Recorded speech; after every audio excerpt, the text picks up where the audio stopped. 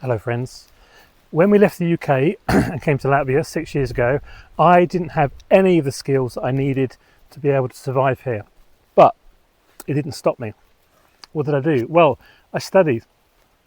I cut out all the stuff that gets in the way, the Netflix and all that kind of stuff. And I studied. I worked out how to do these things. You can teach an old dog new tricks, without a doubt. Yes, I made mistakes along the way.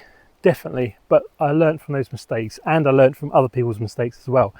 Now, 6 years on, what have I achieved? I learned to garden. I designed and built this garden with about 30 beds, and now we are self-sufficient in a lot of things, not everything, but before I got here, I'd never grown a single thing. And with barely no DIY skills and not really any tools, I built this raised terrace. I built this firewood shed close to home so that we can stay warm in winter. I learned how to make a bow, and I cut down a piece of hazel from our own property and made this bow for my daughter, and together we learned how to do archery. I built this terrace as well in our garden, and now we've got a nice place to sit with friends. I made this rose arch as a gift for my wife.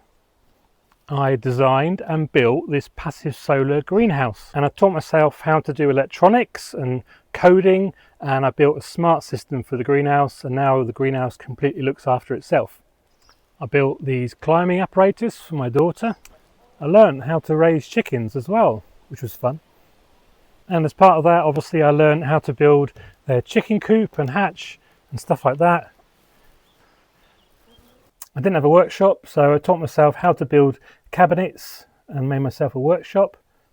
And now I'm making a table for the new terrace area that you've just seen.